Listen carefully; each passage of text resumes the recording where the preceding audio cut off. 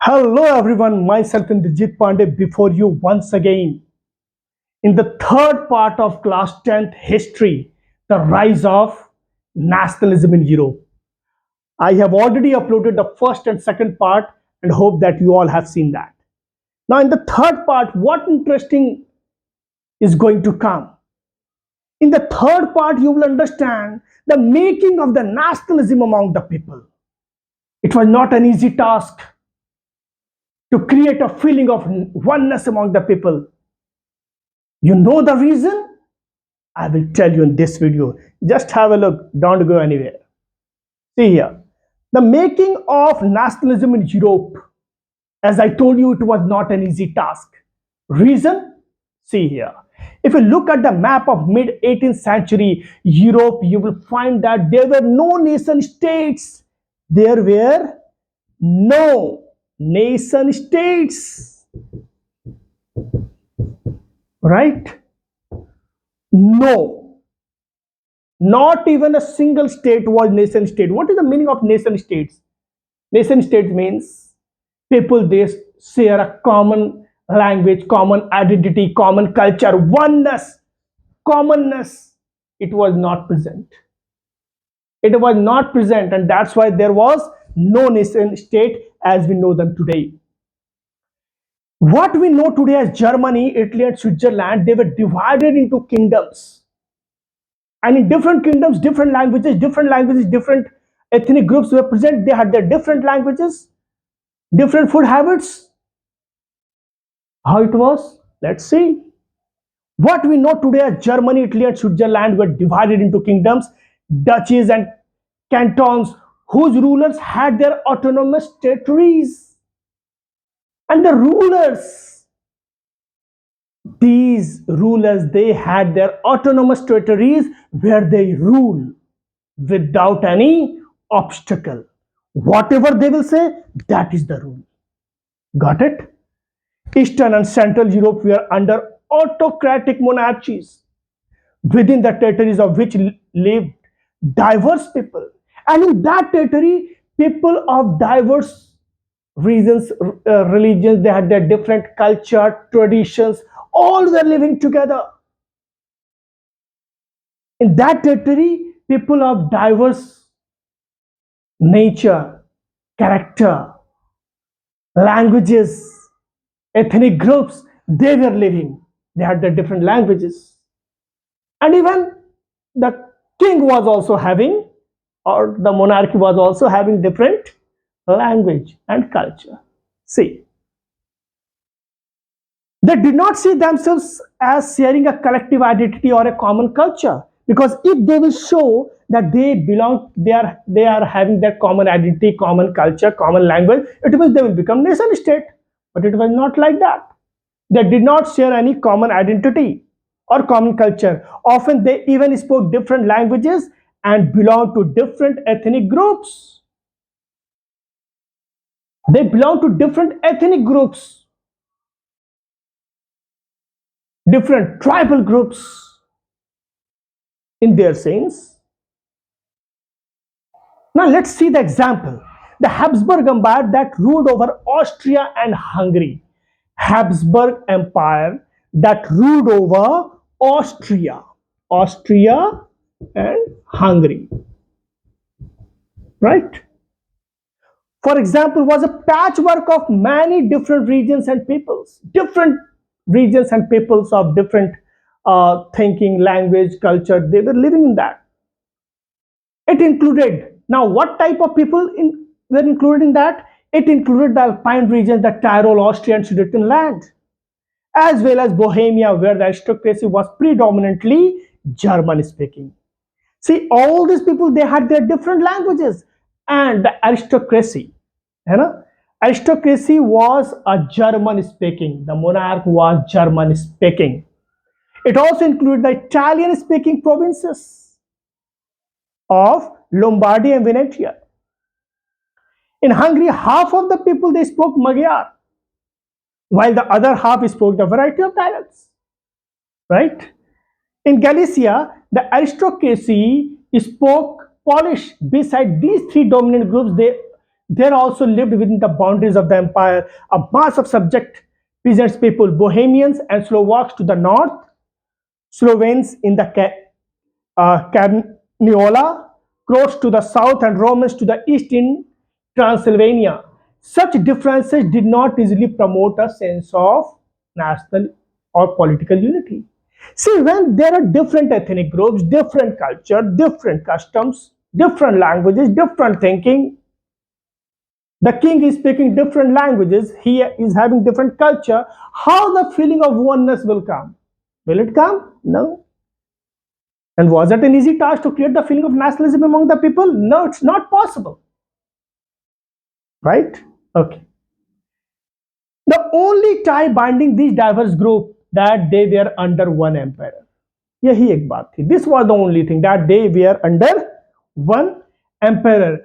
Then how did nationalism and the idea of nation state emerge? How this feeling came? It was a very tough task for the people who were trying to make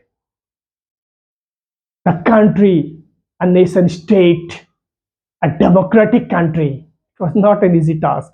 So these type of people, they were in dilemma what to do. The aristocracy and the new middle class. Now we are going to discuss about the aristocracy and the new middle class. Socially and politically, a landed aristocracy was the dominant class on the continent. They were dominant. How they were dominant? See here. The members of their class were united by a common way of life that cut across regional divisions. See, there were differences that monarchy belongs to that place, that monarchy belongs to that place, but they had their different regions, different area, they were ruling differently, they were different, they were speaking different languages, but you see one emperor here, another one, another one, another one, another one, like this. It seems they are having a different region, different region, different region, different region, different region, and this one different region. They have their different languages also, different culture also, ruling different regions also. But what do you think? They all were not united. Yes, there were marriage alliances. There were marriage alliances between all these people. Through marriage ties, they connected together. The numbers were very few. See here. The members of this class were united by a common way of life that cut across regional divisions. They owned states in the countryside. They had their own territory, they had their own states, and also town houses. They spoke French for purposes of diplomacy and in high society. What was their language? Which language they were using? They were using French. है ना? In high society, their families were often connected by ties of marriage, but the family was connected with marriage system. This powerful aristocracy was, however, numerically a small group, but they were dominant by nature. They were ruling the people. The majority of the population was made of the peasantry. To the west, the bulk of the land was farmed by the tenants and small owners, while in the eastern and central Europe, the pattern of land holding was characterized by vast estates which were cultivated by serfs. Two areas you can see here. The west, to the west, the bulk of the land, there was huge land, and it was farmed by the tenants, those who till the land, and the small owners, right? So this was the western part, right? This was the western part. So in western part, what we show? See here. This is the western part. Western part. In western part, who were they? The population, it was made of peasants. Peasantry, there were tenants. Then small owners, tenants or farmers, right? See, and while in the eastern and central part of the Europe, who were they? They had the eastern and central Europe. The pattern of land holding was characterized by vast states, and it was cultivated by serfs, bonded labor, right? It was having a different land holding pattern. In western parts of Central Europe, the growth of industrial production and trade meant the growth of towns and the emergence. Now, again, some important thing has come. See, see here, in the western parts of Central Europe, western and parts of Central Europe. Now, what it was? Western and central parts of Europe, the growth of industrial production and trade meant the growth of towns and the emergence of commercial class. It means whose existence was based on production for the market. This was the industrial type of area. There was huge production. It was the towns were growing to these areas. There was emergence of towns and cities. There was market everywhere. Industrialization began in England in the second half of the 18th century. Second half, see, 18th century, second half of the 18th century, it means after 1750. It right after 1750. This is the see industrialization began in England in the second half of the 18th century, but in France and parts of the German state, it occurred during the 19th century. It means the France and the German states, they were behind. They were much more behind than England. In its wake, new social groups came into being. What was the social group? A group which was made of working class. A new group was coming. And these groups, these groups will bring a big change. See here. See, a new social groups came into being. Working class population, working class. Who were they? This new group? Working class. And middle class. Middle class.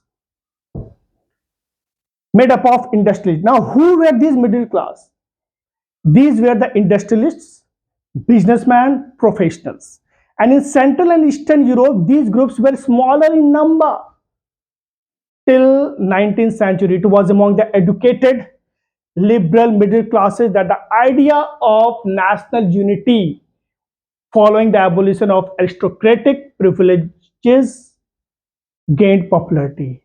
It was the idea of the middle class which popularized the feeling of nationalism among the people. It was the middle class. Now, liberalism, what did liberal nationalism stand for? Liberal. The teacher is very liberal. It means he gives very freedom. And liberal by nature, very soft. Ideas of national unity in early 19th century Europe were closely allied to the idea of liberalism. It was closely allied. It seems that there is liberalism. The term liberalism derives from the Latin word liber. It means free. For the new middle class, liberalism stood for freedom. The teacher is very liberal. It means he has given freedom to run here and there, to do this or that, whatever you will do. And if you will make any mistake also, the teacher will not punish you. The teacher is very liberal. And when a teacher becomes very liberal, what happens? There will be indiscipline in the class. See, here, for the middle class, liberalism means freedom. Right? Freedom. For the individual and equality of all before the law. Politically, it emphasized the concept of government by consent. See, according to the middle class, liberalism means freedom. Freedom. Then you can see here equality for all before the law. And politically, it emphasized, it highlighted. Emphasized means highlighted. What it highlighted? It highlighted the concept of government by consent. Since the French Revolution, liberalism had stood for the end of autocracy, a clerical privileges, a constitution and representative government through the parliament. 19th century liberals also stressed the inviolability of private property. Now, these liberalism, they had their demand that there should be a constitution and the privileges should be removed. Then there should be representative government through the parliament, and there should be protection to the people, to their property. Property should not be taken by anyone. Yet equality before law did not necessarily stand for universal suffrage. Universal suffrage means right to vote. Universal adult suffrage means in India, every person, irrespective of caste, color, religion, gender, sex, whatsoever, every person has the right to vote. Right? Okay. So, yet equality before the law did not necessarily stand for universal suffrage. You will recall that in revolutionary France, there were two types of people, active and passive. See here, France, which marked the first political experiment in liberal democracy, the right to vote and to get elected was granted exclusively to the property owning men. Who can vote? Those who are having property, and that is only men. Men without property and all women, they were not allowed to vote. However, the Napoleonic Code went back to limited suffrage and reduced women to the status of minor. So during the time of Napoleon Bonaparte, women, they were holding a minor group in the eyes of Napoleon Bonaparte. So the condition of women was not good.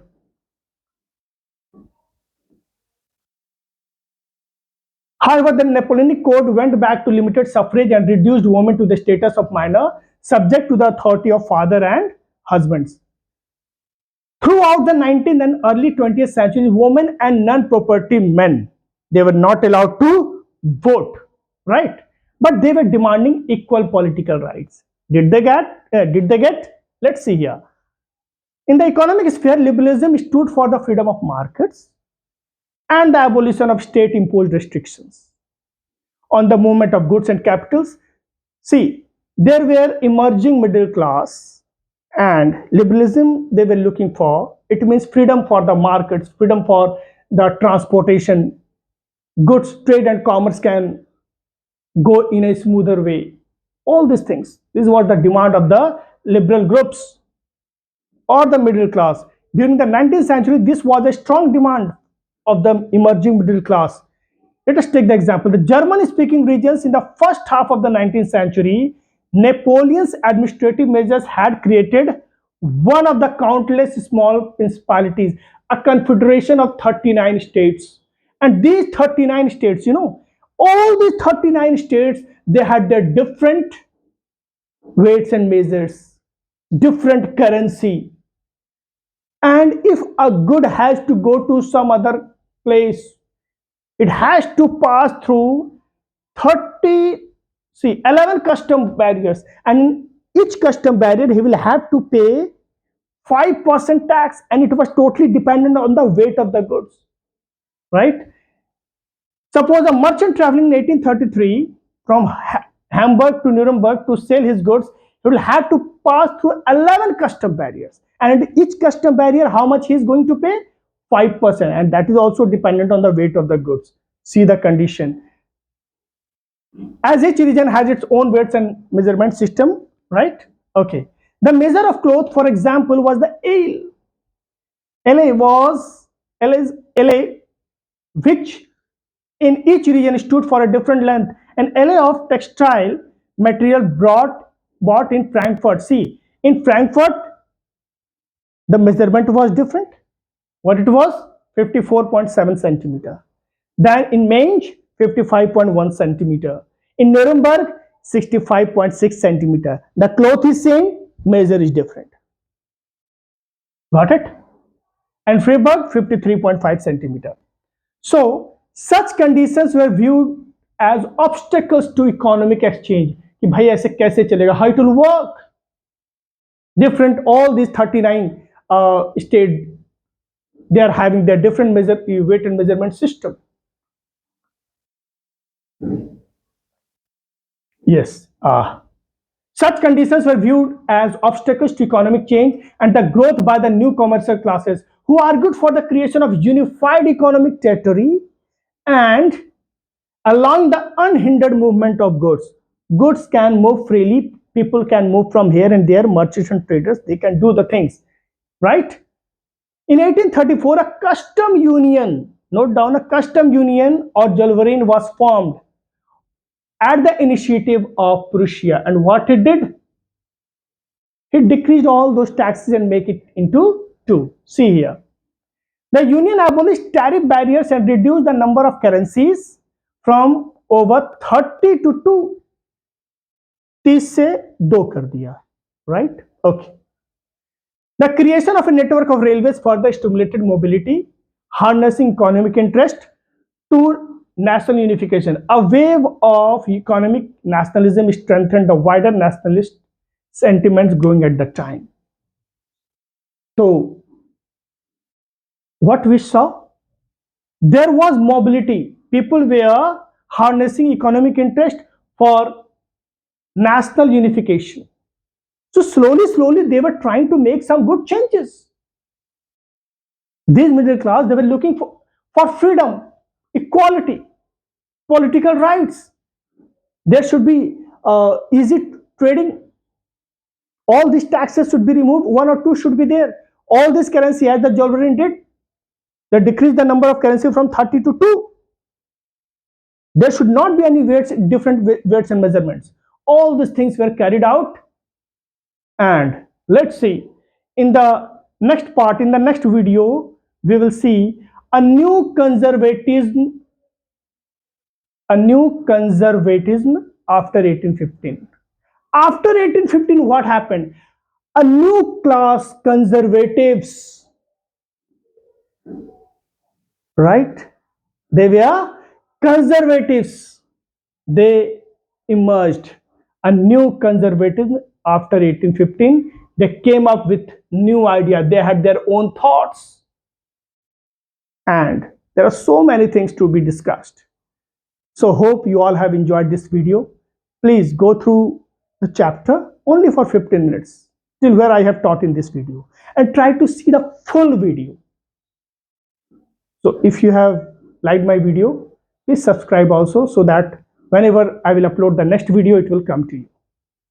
Thank you very much.